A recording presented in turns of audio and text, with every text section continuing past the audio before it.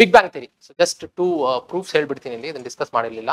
ಹಾ, ಸೊ ಈ big bang ಥಿಯರಿಗೆ you have two proofs that this scientist give. ಒಂದು, ಈ ಯೂನಿವರ್ಸ್ ಏನಿತ್ತಲ್ಲ, ಇಮ್ಯಾಜಿನ್ ಮಾಡಿ, I think you might have studied in school days that ಬಲೂನಲ್ಲಿ ಪಾಯಿಂಟ್ಸ್ ಹಾಕಿ ಊದಿದ್ರೆ ಡಿಸ್ಟೆನ್ಸ್ ಜಾಸ್ತಿ ಆಗುತ್ತೆ ಅಂತ ತೋರಿಸಿದ್ರು, ನೆನಪಿದೆನಾ? Let's say you have universe ಮೊದಲೊಂದು ಸಿಂಗುಲರ್ ಪಾಯಿಂಟ್ ಆಗಿತ್ತು, ಅದಾದ್ಮೇಲೆ ಎಕ್ಸ್ಪ್ಲೋರ್ಡ್ ಆಯಿತು ಅಂತ. So there was a energy that was flowing outwards, ಕರೆಕ್ಟಾ? This energy is still expanding the universe ಅಂತ ಹೇಳ್ತಾರೆ. So universe over the period of time expand ಆಗ್ತಿದೆ because of that energy. ಈಗ imagine ಮಾಡಿ, ಇಲ್ಲೊಂದು ಗ್ಯಾಲಾಕ್ಸಿ ಇದೆ, ಇಲ್ಲೊಂದು ಗ್ಯಾಲಾಕ್ಸಿ ಇತ್ತು. ಎಕ್ಸ್ಪ್ಯಾಂಡ್ ಆದಾಗ ಇವೆರಡರ ಮಧ್ಯೆ ಡಿಸ್ಟೆನ್ಸ್ ಜಾಸ್ತಿ ಆಗತ್ತಾ? ಕರೆಕ್ಟ್. ಅದನ್ನೇ ಆಸ್ ಅ ಪ್ರೂಫ್ ಕೊಡ್ತಾರೆ. ಬೇಸಿಕಲಿ ನೀವು ಬಲೂನ್ ಸ್ವಲ್ಪ ಊದಿ 2 ಪಾಯಿಂಟ್ ಹಾಕಿ ಇನ್ನೂ ಊದಿದಾಗ ಅದ್ರ ಡಿಸ್ಟೆನ್ಸ್ ಜಾಸ್ತಿ ಆಗುತ್ತಲ್ಲ, that is one of the proof that the distance between the galaxies is increasing. Okay, but ಈ ಥಿಯರಿದು ನೆಗೆಟಿವ್ ಪಾಯಿಂಟು ಇದೆ. ಅವ್ರೇನ್ ಹೇಳ್ತಾರೆ ಅಂದ್ರೆ, they also say that galaxy size increase ಆಗ್ತಿದೆ ಅಂತ. ಬಿಗ್ ಬ್ಯಾಂಗ್ ಥಿಯರಿ ಹೇಳುತ್ತೆ ಗ್ಯಾಲಾಕ್ಸಿ ಸೈಜ್ ಇನ್ಕ್ರೀಸ್ ಆಗ್ತಿದೆ ಅಂತ, but ಅದಾಗ್ತಿಲ್ಲ.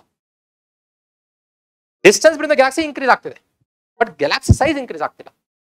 That is one of the criticism of the theory. ಅದು ನಿಮಗೇನು ಬೇಡ, ಜಸ್ಟ್ ನಿಮ್ಗೆ ಗೊತ್ತಿರಲಿ.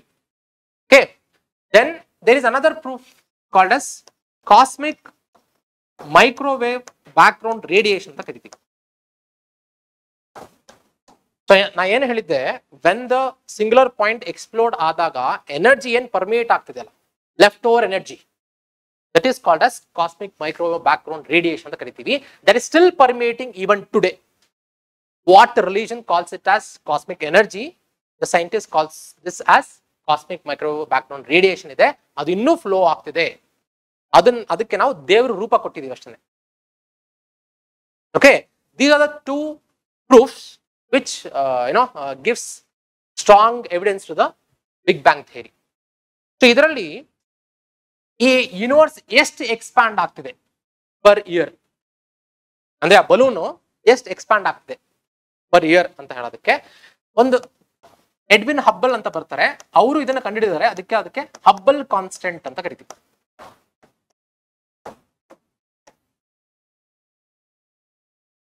Universe expansion rate is called as Hubble constant. ಎಷ್ಟು ಎಕ್ಸ್ಪ್ಯಾಂಡ್ ಆಗ್ತಿದೆ? ತುಂಬಾ ಜಾಸ್ತಿ ಎಕ್ಸ್ಪ್ಯಾಂಡ್ ಆಗ್ತಿದೆ. Not in terms of 1 or 2 kilometers, millions of kilometers. But universe ದೊಡ್ಡದಿದೆ ಅಂತ ನಿಮ್ಗೆ ಗೊತ್ತಾಗಲ್ಲ. ಯೂನಿವರ್ಸ್ ದೊಡ್ಡದಿದೆ, ಆ ಯೂನಿವರ್ಸ್ಗೆ billions of kilometers is very less.